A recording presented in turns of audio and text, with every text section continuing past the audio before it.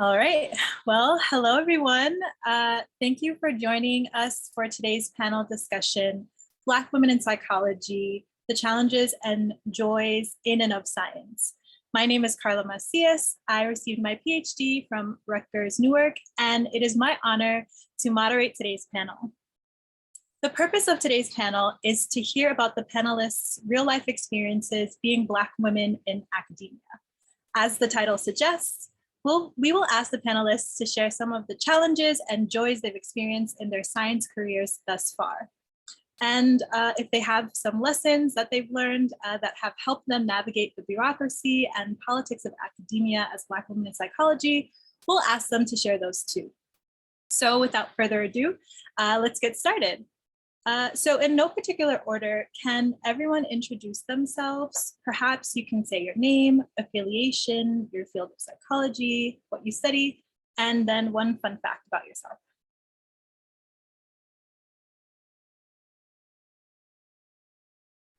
I'll start. I am Dr. Karen Watkins-Lewis, and I am an assistant professor at Morgan State University in Baltimore, Maryland. My PhD is in developmental psychology. I teach human development, experimentation, and general psychology currently, but I've taught a variety of other courses in the past. My research area of interest is sort of looking at socio-cultural factors or social and cultural factors that are related to sustaining Black women in STEM and specifically in engineering. I started as an engineer. My undergraduate degree is in engineering. So I sort of have personal experience as well as professional experience understanding the hurdles that are put before you just to sort of stay in that field. Did I leave something out? The other part was one fun fact about yourself. Oh, fun fact. So in high school, I was a cheerleader. And so I kind of still maintain that spirit in everything I do. But I just happen to kind of love that sport. And it is a sport, cheerleading. So I guess that's one fun fact about me. Dr. Persaud. Yes, hi, my name is Kimele Persaud. I am an assistant professor at Rutgers University, Newark. I received my PhD from Rutgers University, New Brunswick in the area of cognitive psychology. And my area of research is I study visual working in long-term episodic memory. So I look at what are the processes and mechanisms that underlie the memory process, and I develop computational models to explain how those processes are carried out. I wasn't prepared for the fun fact, but the fun fact is I have 3 babies, and I had 2 of them while I was in graduate school, and they are a joy and they motivate me and push me. Yeah, so that's my fun fact. I'm a mommy researcher. Dr. Wantchekon. Hi, everyone. My name is Dr. Kristia Wantchekon. I'm currently a postdoctoral research fellow at the Harvard Graduate School of Education, where I also got my PhD in human development, learning, and teaching. And I'll be starting at Georgetown University in the Department of Psychology in the fall. I am both a developmental psychologist and educational psychologist. I think a lot about social identity development, adolescence, specifically ethnic racial identity development, and how kind of integrating that developmental process and those competencies into whether it's curriculum or pedagogical practice can really support both the academic and the psychosocial adjustment of youth. So yeah, that's me. That's what I like to study. For my fun facts, I guess I'll also take it back to high school and say that, I'm trying to think. Yeah, in high school, I was I played sports, basketball and soccer, but I was also a theater kid. I was like in all the musicals. I was the lead of the play my senior year and my junior year. So that very much runs through my blood, has very much helped with public speaking and later in life as well. So that's my fun fact. Nice. Thank you all so much for those introductions. So I guess let's dive right in. So according to the National Science Foundation survey of doctorates, 4.4% of doctoral degrees are earned by Black women. And out of all doctoral degrees earned, about 7% are earned by Black people. So I think it's fair to say that we are navigating a primarily white space. So as Black women in academia, do you ever feel implicit or explicit pressure to conform and or change yourself to fit the status quo? Perhaps there's pressure to alter the way you dress, do your hair, or even the way you speak to quote unquote fit in. And if you have not felt this kind of pressure, do you ever find it challenging to be your full authentic self in academic spaces?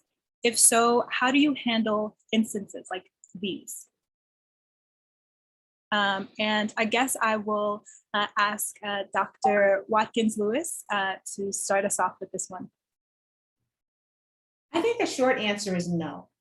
I've never compromised who I am, what I look like, just because, it's hard to sustain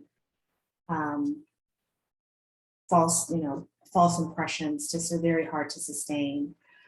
I have worked for, I guess, going on 12, 13 years now, or maybe more like 14 in the academy. But I did not start as an assistant professor. I started as a lecturer, and I was at a PWI. But I graduated from Howard University. I didn't mention that before, but Howard is like the mecca of encouraging students and faculty to kind of, be 360 degrees Black. So by the time I entered into the academy, that impression was sort of persistent and permanent in my soul and who I was. The issue with that, especially at PWIs, is that you're at risk for stereotype threat. You're at risk for colleagues not sort of understanding you or making assumptions about who you are based on your beliefs and your values. And I certainly sort of was at risk, not only at risk, but sort of was victimized by all of that. And it can, sort of the victimization can run pretty deep. So things like promotions, opportunities to engage in research. And a part of that was because I was a lecturer and the expectation was for me to teach full time. But I had other colleagues that were lecturers and they were engaged in research. Psychology is a very very conservative discipline. And I did not know that going in. I thought it was going to be like a kumbaya. And so it's nothing but, because it focuses in on who we are as individuals, right? And as Black folk, we sort of think more in terms of who we are as a family, as a people. So it's totally different, but I did not realize that. So I was, among these very conservative white colleagues who expected me to stay in my place, which was teaching. So I was there to serve and not to lead, or to serve my community by engaging in research. And then you have, this woman who, wears her hair natural and, just doesn't put on airs to boot. I didn't get the promotions that I needed. My salary was impacted. It became difficult to bond with colleagues, some of whom, we had overlapping research interests. So when I got an opportunity to transition to an HBCU, I jumped at it. And I have never been happier. I'll stop there. Dr. Persaud? Sure, I had some similar experiences to what Dr. Watkins-Lewis was saying, and I'll touch on those in a bit. I guess the short answer for me is maybe a little bit of both. And I have my answer is sort of threefold, but I'll try to be succinct. The first is no. I didn't feel the pressure to change, and I always felt like I had the opportunity to be my authentic self. And that might be for two reasons. So I am an assistant professor at Rutgers, which in general, Rutgers might be a PWI, but it is comprised of 3 campuses. And I am a professor on the Newark campus. And the environment here at Newark is very diverse. We have one of the most diverse student populations. The campus overall is highly committed to increasing representation, is all about community involvement and all these wonderful things. And even when I was considered for the position that I am in now, it was understanding I satisfy a research need, I fit within my department and all of these things, but also I am representation. I look like what our students look like. And so in many ways, and my colleagues have always been open with me about this, and we've dialogued about it, and they recognize that it is important to have a me here. And so in some ways, I always felt like I could be authentic because of the environment. The second thing is, and this is consistent with what Dr. Watkins-Lewis was saying, I attended a diversity panel recently, and I was in the audience.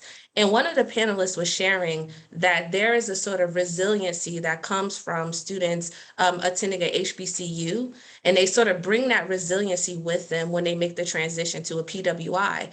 And I attended Delaware State University, so shout out to my HBCU. And in many ways, my experiences at Delaware State, it allowed me to be authentically me. I have locks, I wear J's on my feet, I wear Jordans, and I did all of that in an academic setting.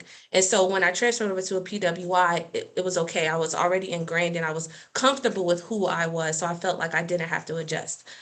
Now, with all that being said, even though I didn't have to adjust or I didn't feel pressure to change, I was aware that I was different. And I will say, I recognize that I am not the status quo by any stretch of the imagination. Not only am I an African-American woman, but I'm also a person of faith, which is a little bit different. I mentioned before that I'm a mommy, and I had 2 of my children while in grad school, which is not the status quo, maybe potentially. And so in many ways, I was fully aware that there was something different about me. But I didn't feel that pressure to change, but I knew it was there.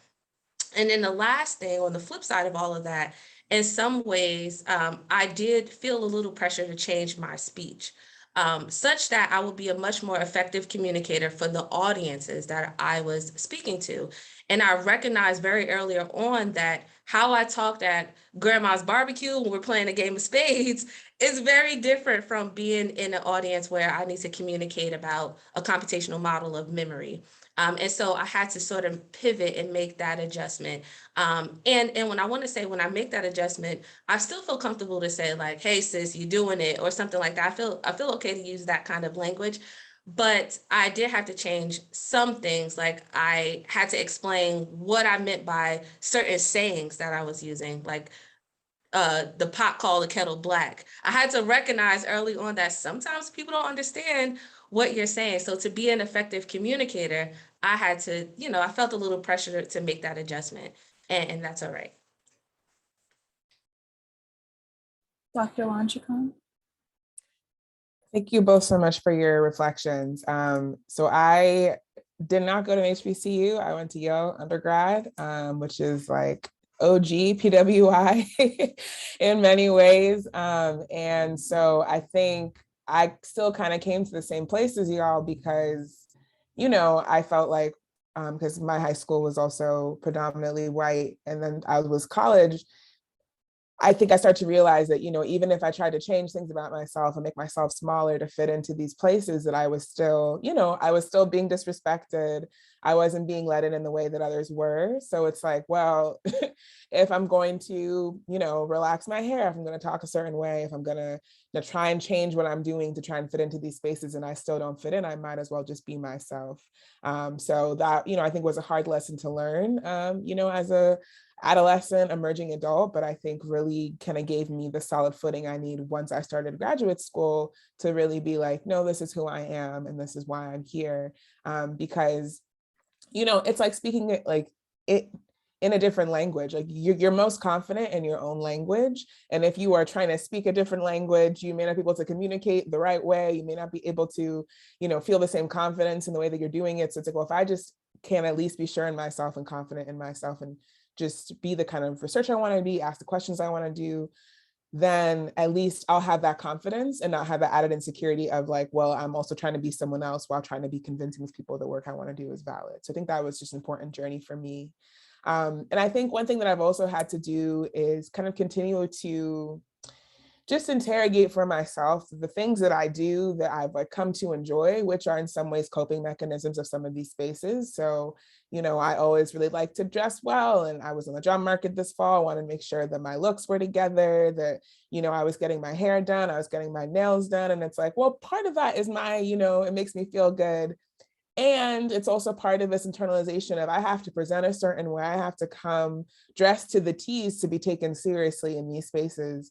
And just thinking to myself, well, how much of this is for me and how much of this is for them and the audience that I'm trying to, potentially have join their department. I know it really came to a head and so I had my hair braided, and typically I like to take a break between getting my hair braided and have my hair natural for a while, but the job market is long, so I could not have my hair in the same braids for the full, 12 weeks, 3 months.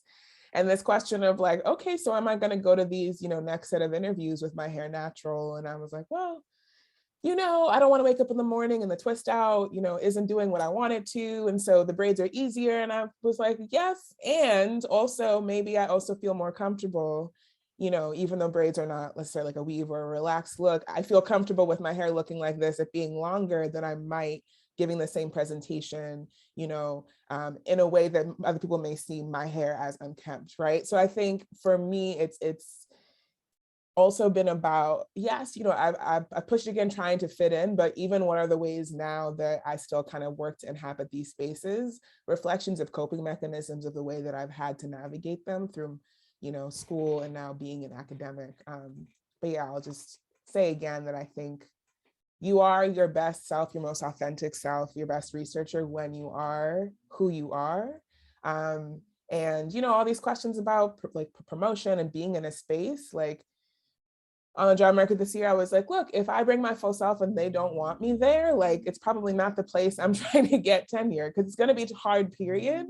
But if someone's like, I don't like the way that she wears her hair, I don't like this about her, I don't like her research, it's going to come up later. So let's actually just get it out now and maybe not get that opportunity. But then hopefully end up somewhere where that is going to be appreciated, where I am going to be nurtured for those things. Because like I said, it's going to be tough regardless. So let me try and get a place, try and get them to tell the truth early on, if need be. Great, thank you all for your responses.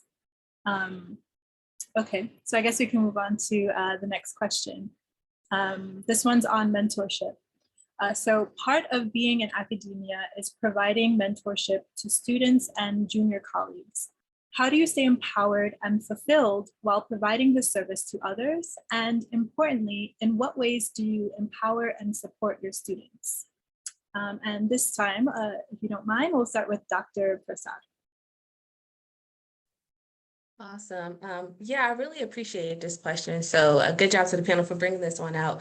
And so I'll answer the first question first. So how do you stay empowered and fulfilled? The first thing I had to do was recognize that my fulfillment does not come solely from my position in academia, right? And many times we want to be fully fulfilled in our jobs, but in many cases that's not true. I find fulfillment in being a wife and a mommy. I find fulfillment in my faith. I find fulfillment in my community. And so recognizing that my position doesn't have to be all, and sometimes it's just very encouragement to lean on my community. For example, I looked at some of the Black in Psych posts that came up this week, and man, that was very encouraging and empowering to see people that look like me, that talk like me, that are still excited, still motivated in research. And so things like that just bring me fulfillment and joy. So that answers the first part of the question. The second part is also celebrating other people like me, celebrating their successes is fulfilling. So recently, somebody I know just passed their dissertation defense.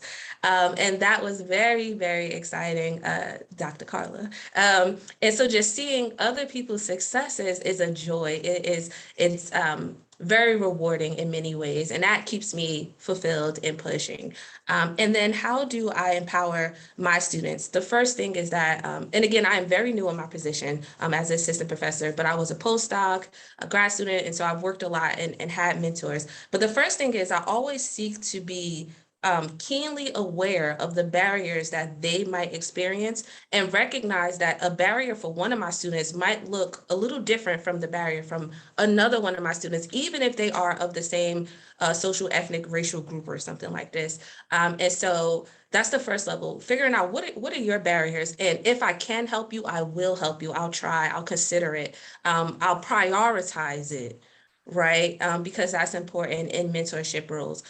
So that's the first thing I always seek to do to keep my students motivated and encouraged and empowered. And the second thing is being as transparent as I possibly can. Sometimes it is wonderful, and people do feel encouraged when they hear that you are a professor now, or you know, you have a PhD, but sometimes it's encouraging to know what your struggles are. And I mentioned earlier that I really struggle with code switching and speaking the language and being clear and succinct and all of these things when it comes to communication. That was a real barrier for me. So much so that I had the opportunity to read one of my recommendation letters from undergrad into graduate school. And the professor, he said, you know, Kimele is really intelligent and I think she'll succeed. One thing to note is that she struggles sometimes articulating her thoughts, and that stuck with me. And what he didn't know, he was a white professor, was again, this internal struggle I had between code switching,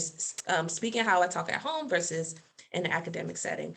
So being transparent with my students about that, or sometimes students have barriers financially that you might not want to express.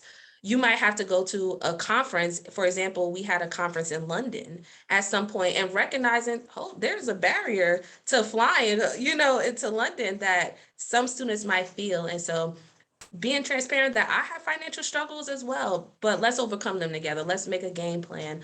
And I find that alone sometimes is enough to keep my students pushing and recognizing that those barriers don't have to stop you. They don't have to limit you. You don't have to change. We'll just pivot. And from there, I think, at least I hope, I'll check in with my students about whether or not they feel empowered, because we don't want to, you know, that pride to say that we're doing something and they're like, I don't know. But yeah, so I hope my students feel empowered in that way. Dr. Wantchekon? Sure. Yeah, I mean, I think similarly for me, I find that mentoring work very fulfilling in and of itself. Like, it's work that I have been doing since I was in middle school. Like, I always loved working with younger students or even students in my grade who just needed a cheerleader or support their academics. Like, that was always me. And so I think one of the things that I made sure to do that was really grounding in graduate school was continue doing tutoring, mentoring in schools around Boston. And I tutored a young woman who's now graduating from Boston College for like the past 6 years, which is so exciting. But as you can see from the smile on my face, like that just feeling really connected to people and youth is just so important to me. And so, yeah, I just think of that's just a huge part of what brings me joy to begin with. But in terms of working with people in the context of academia, I think I've really tried to, you know, wear different hats. It's based on people's needs, whether it's, you know, younger students in my lab or students I'm working with now that I'm a postdoc of, you know, sometimes they're like, I'm really getting the technical support from these advisors, but like, I just need a cheerleader. Like, I need someone who'll be in my corner when things get tough. I need someone to just like chat with, and I'm like, great, I can be that person for you. I've really enjoyed the people for whom I can be that, or like the people who've been that for me, I've really appreciated them. And sometimes they're like, okay, you know what? I already had plenty of people who were like, you're great, you're awesome, you can do it, da, da, da. Like, I really need someone to just like help me figure out how to run this model. Like, what is M+? How do I write a paper? How do I do an abstract? And I'm like, great, I could be that person for you too. What conferences are you trying to go to? When's the abstract due?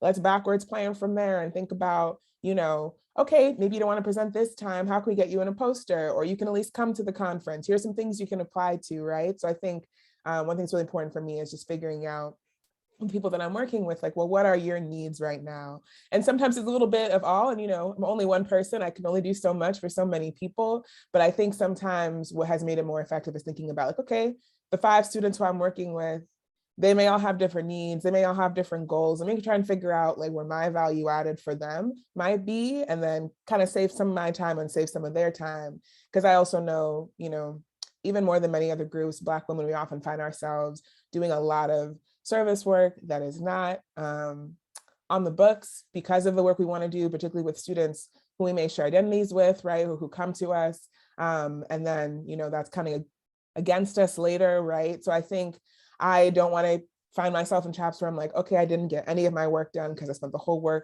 week, working on the student's paper. So then I think finding that way to be more time effective with it, but also making sure I'm meeting people's needs is really important, because I think just when it's more effective, people are happier, I'm happier, everyone's, doing well. So so just, to summarize, I think it really is a part of the work I think is really exciting, but for me, it's been really key about thinking about my own value added and how each relationship is different. Not all grad students have the same needs. So I think over the years, the way I've stayed empowered is to find good mentors. So at the PWI that I was at, I was fortunate to have an excellent mentor.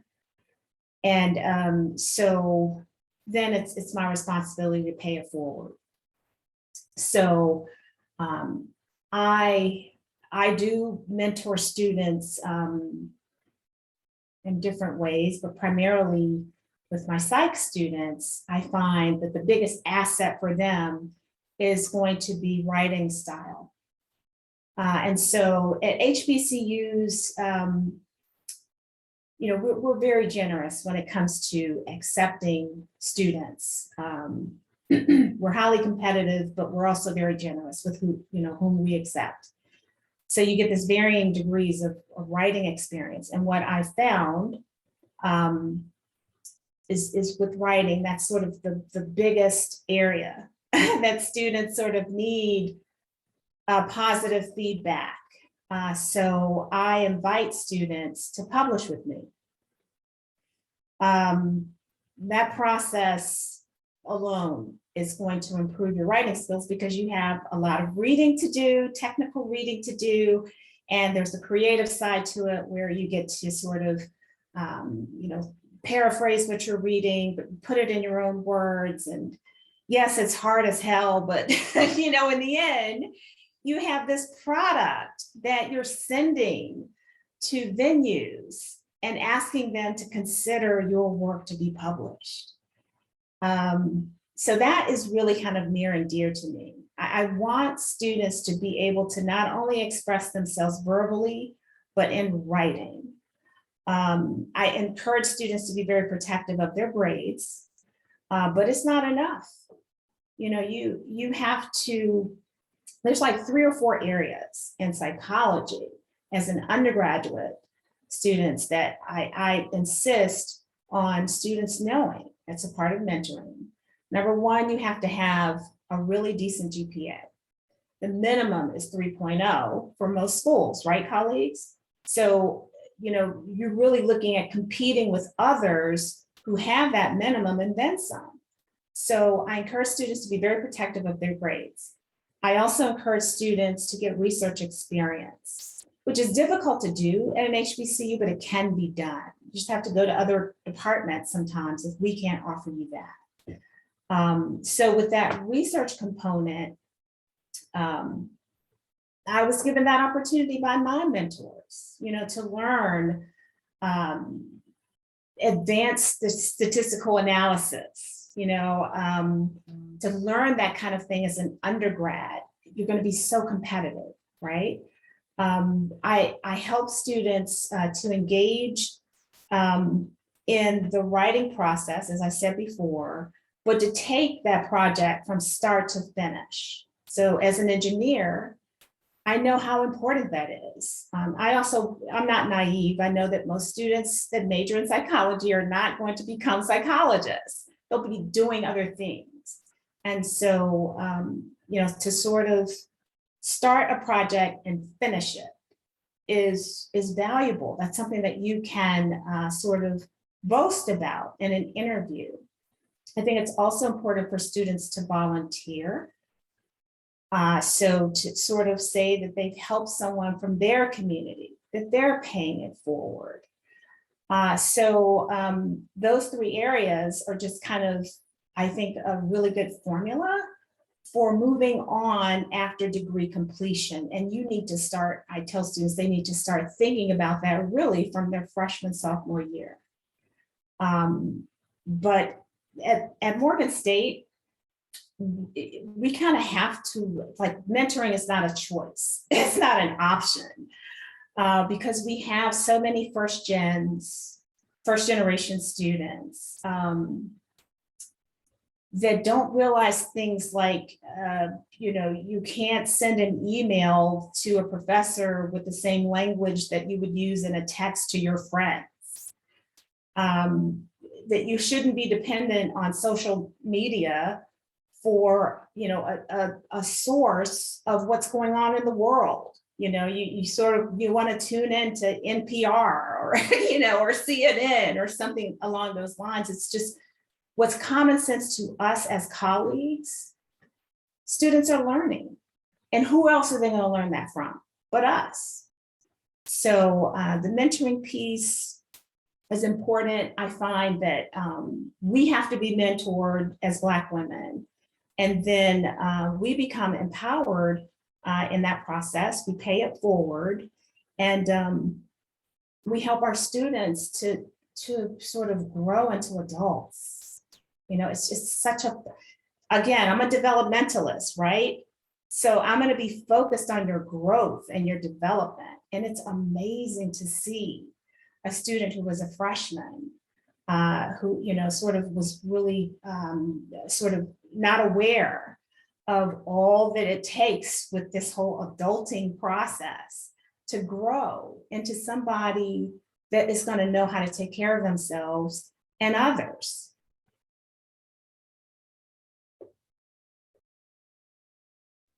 Thank you so much. I just want to say to all of those who are currently in this session to please write any questions or comments you may have in the chat. We'll reserve about 5 to 10 minutes towards the end for those. So please, if you have any questions, feel free to ask them. I have a little bit of a new question to ask as I'm listening to you all talk. So you all spoke a little bit about some of the challenges you have faced when it comes to fitting in or existing in predominantly white spaces. You've also spoken about some of the ways in which you stay fulfilled as you pay it forward through service and mentorship. Are there any pivotal lessons you've learned along the way about yourself and or others that you would like to share with those of us aspiring to be where you all are right now? Focus on family. At the end of the day, let me just share something personal. So I buried my parents during the pandemic, right? And so it's kind of forced me to ask what's important, right? So career, important. Doing well in school, important. But at the end of the day, who's going to be there for you? When you're, I don't know, old and gray, or, when it's quiet, it's going to be your family. So you have to engage in work-life balance. I guess that's what I would say, to coin a phrase. When you're, sort of when you're at the beginning of your career, yes, you're gonna have to spend a lot more time engaged in that. But don't shut family out. Don't do that, because they won't understand why you don't have time for them anymore. They won't, and you'll lose that connection. So focus on reserving time, for family, even if you're at the beginning of this whole career process. That's the lesson that I've learned, like the hard way. I had an aunt tell me just this morning, she was really upset because, over the interrogation that's going on with Justice Jackson. She will be soon. And she said, Karen, I love you so much because you take the time to hear me complain about, this society, this world that we live in and all that's wrong with it. And that melted my heart. You don't get that unless you invest time in the people that love you, right? And those people in the end will be the ones that will be your cheerleaders, will be your mentors, and will be there for you when, you're challenged with your career. Work-life balance. Dr. Wantchekon? Yeah, I would just say to really focus on your why, like what it is that you're passionate about, what you want to do research on. So I know for me, it's always been like, I want to create more supportive, less hostile academic contexts for minoritized youth, particularly Black youth, having experienced those contexts myself as a Black student and having seen students of mine when I was a classroom teacher engage in those contexts. I just want to create better context for youth. I want to do research that supports that. And so I knew going into graduate school, there's a couple different ways that I could do that. And I could become an academic, I could work for a district, I could go back into the classroom. But I knew that ultimately, as long as I was doing work that I guess put me closer to that goal, then I would feel fulfilled. And I feel like a lot of my colleagues who came in, passionate about what they were doing, but really the end goal was like R1, university, Ivy, whatever it was, like I felt like they got more caught up and lost in the process than I did, because for me, it's like my why is what's grounding me in this work. And I'm not going to feel like, I've failed if I don't end up at this type of institution, if I'm still in practice doing the type of work and changing the world in the way that I want to do. So I think, I always, when I'm talking to students, I'm like, really think about why it is that you want to join and what it is that you're passionate about, because it's a difficult journey. But when you have just that North Star professionally, right, and what you're passionate about, it can really just make it smoother. And then of course, right, it can be your why, but it doesn't need to be your everything, right? Like still making time for family, making time for friends, making time for yourself, right? But then really making sure professionally, like, why is it that you're here? And why is it that you're doing this, right? I think that that's just really important. Dr. Persaud? Yeah, I agree wholeheartedly with my colleagues here. I think one thing that I've learned that was really pivotal in the academy was understanding really how to be my authentic self and having a balance in it. And the balance is this: recognizing the difference between being authentically you versus recognizing here's an opportunity for growth, for change, for development. I don't want to be authentically me if I need to fine tune my skill set in a certain way, or if I need to practice how I talk to people, or practice communication, or have a more open-minded approach to something.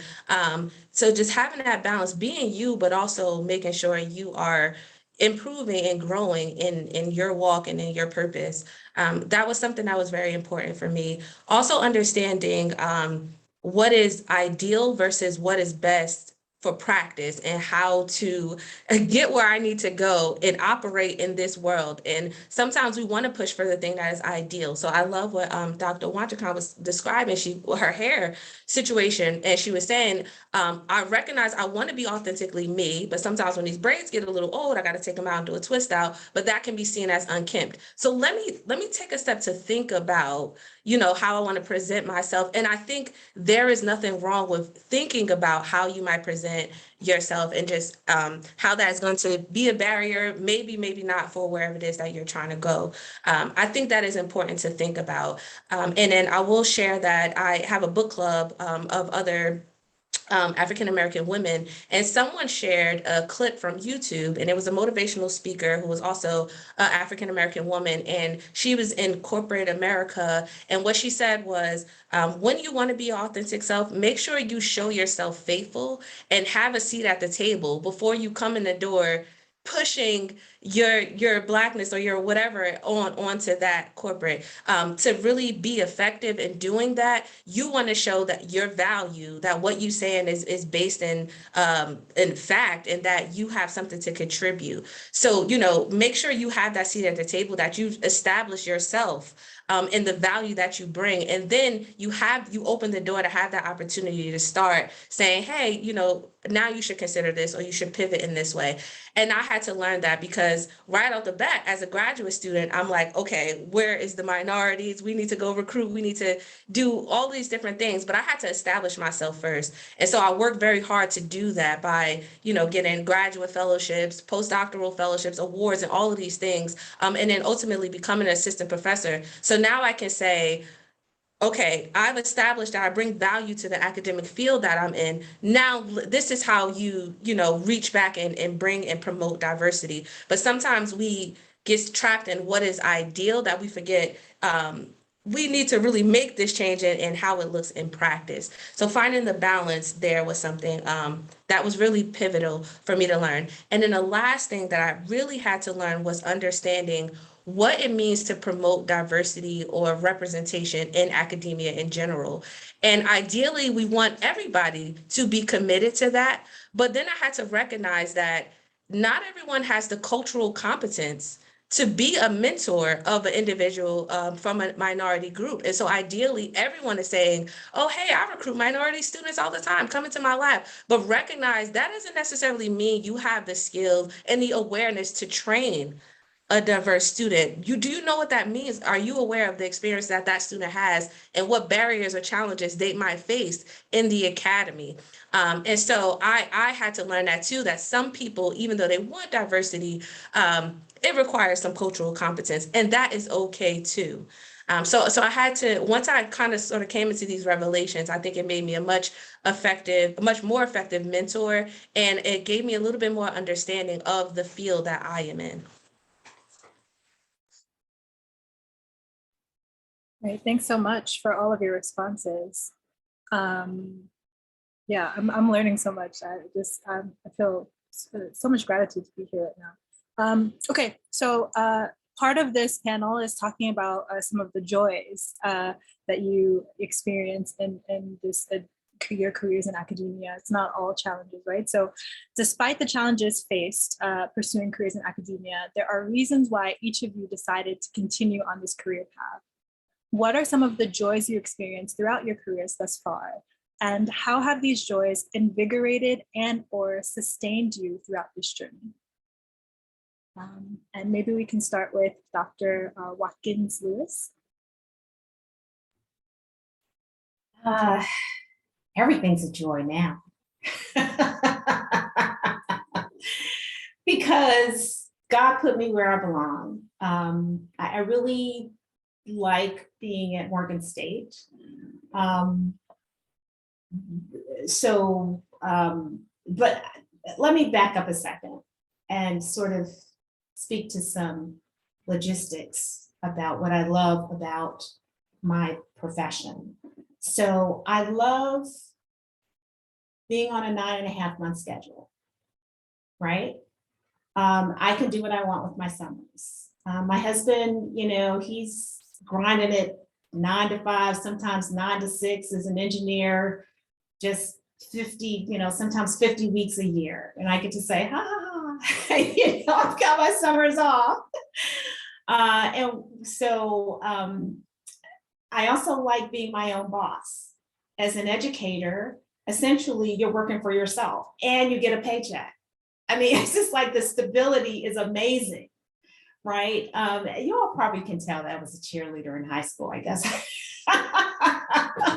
But I love that freedom. I can wake up at 9 a.m., because I don't have a class until 10. Now I couldn't do that when I first started my profession because I was building my curriculum. But at this point, my classes are on automatic. So I can spend more time with research. I can spend more time mentoring students. I can spend more time with family. So that's one kind of logistical thing that I love about being an educator and a researcher at a university. I still get paid and I can set my own hours and I have my summers off. The other joys are that I get to give something back to those Black women, those Black girls that are brilliant in math and science and, are on an engineering track. I get to tell their parents and tell them what they're going to need to do in order for that female to stay on an engineering track. Because there are so many social obstacles in engineering that you're just scared off. You're a year in and you're not appreciated for your contributions. The men are very protective of the field. It can be a really sort of daunting experience. So you kind of need to know what is needed to stay. Now, y'all know that engineers earn some money. They earn some money. And so to be scared off from making six figures by the time you're in your 30s, I think that's a crime. So I get to engage in research that enables these Black women to stay put and to earn money for themselves, their family, their communities. And that brings me joy.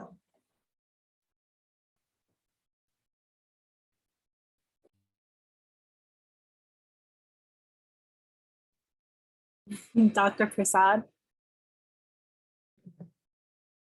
Yeah, I echo a lot of what Dr. Watkins-Lewis mentioned.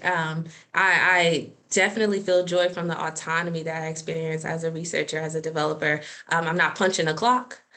Right, there's no one hovering over my shoulder and things like this. I feel like I have that freedom to explore the things that I find interesting and that I care about. So that definitely brings me joy. I love traveling to conferences, especially because it is coming off of a grant and not out of my pocket. I love that.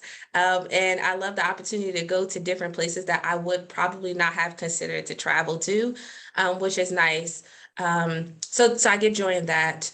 I get the most joy and even the push or the drive to keep going when times get rough and papers get rejected and grants get rejected and all of these things.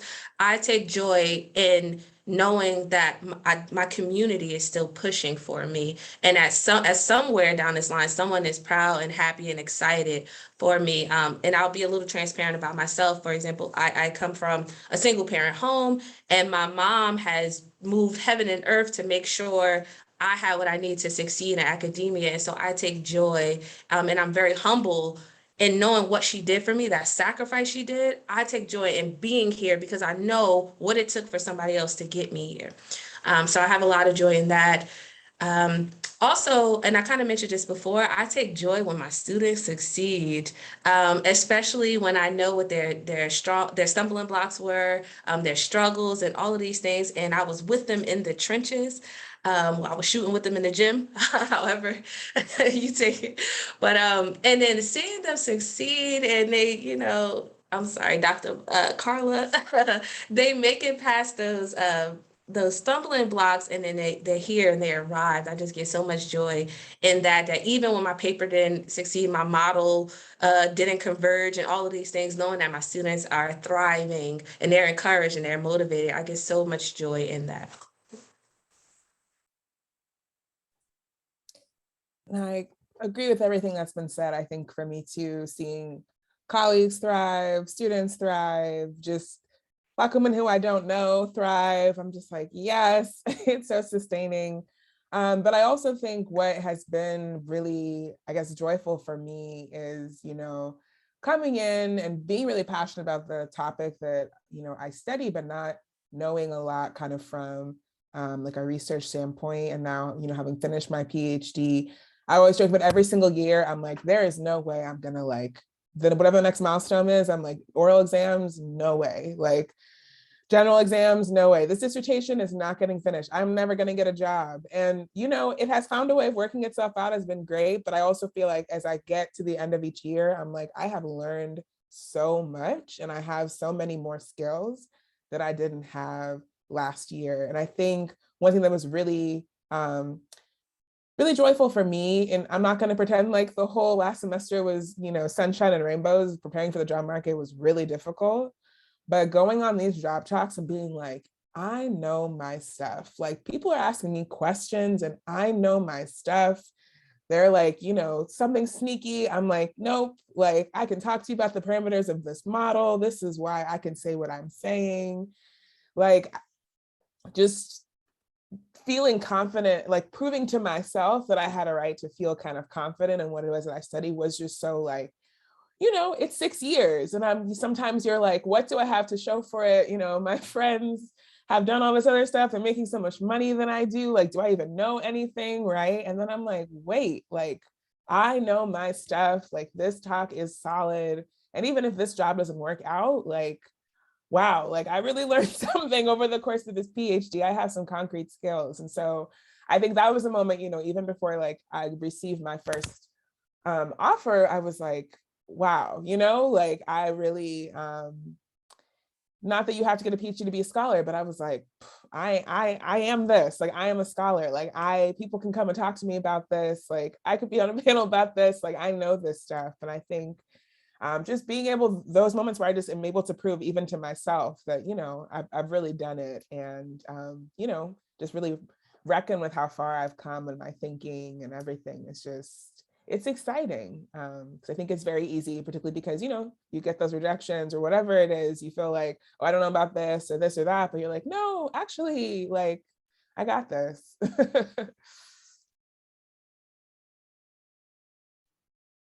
Great. So we have 2 questions in the chat. I'll read the first one. If you had to tell little you one thing that you wish you had known, what would it be?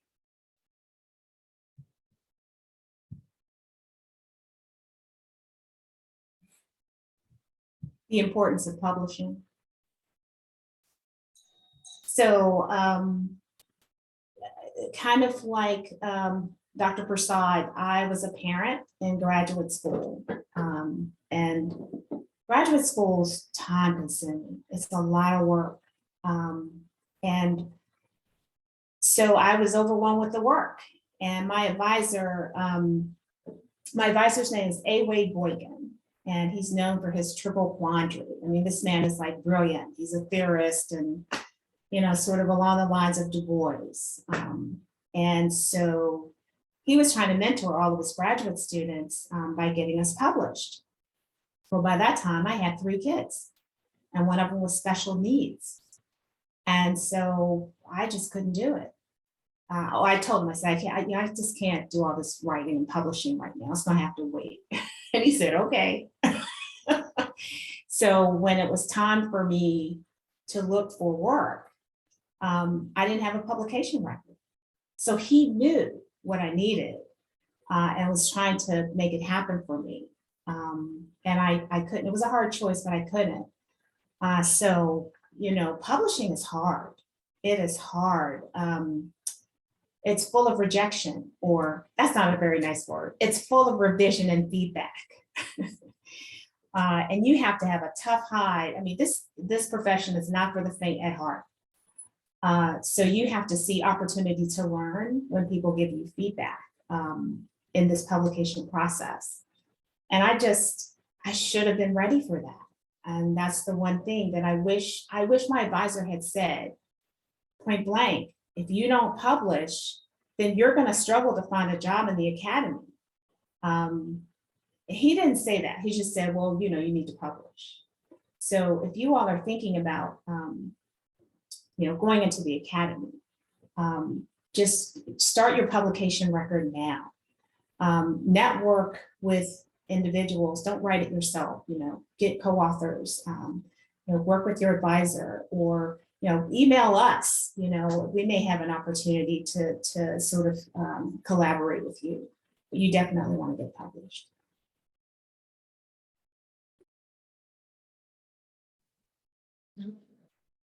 Yeah, so I have a related point to publication and developing a publication record. I would tell little me to be publication minded. I would tell myself to approach every project with the mindset that, how would I defend this in the publication? What theory is this work speaking to? Why is it novel? What contribution is it making to the field? What is the fork? What is my if-then statement? If I find this effect, how does this speak to theory? If I don't find it, what does that mean? How will I argue this? How will I articulate it? How will I defend every decision that I've made in this project when it comes time to publish it? When it comes time to what feedback would a reviewer think? What would they say about this statistical model? What would they say about the computational model? Approaching every project from that perspective of defending every step along the way, I think it would have limited how much time and how much I pushed for projects that came up against some very real barriers when it was time to publish. So I learned a theory and my work was very entrenched in that theory. But when it came time to publish it, the question was, how is this novel? How is this contributed to the field? And I'm like, no, wait, it matters. But if I would have mapped out that argument a long time ago, if I would approach the project from the standpoint of defending this for publication, it would have expedited the publishing process. So approach every project, everything you put your hands to, even if it's a collaboration or you're gonna work with somebody else in your lab. Think publication when you are being a part of different projects. I think I would have told little me that.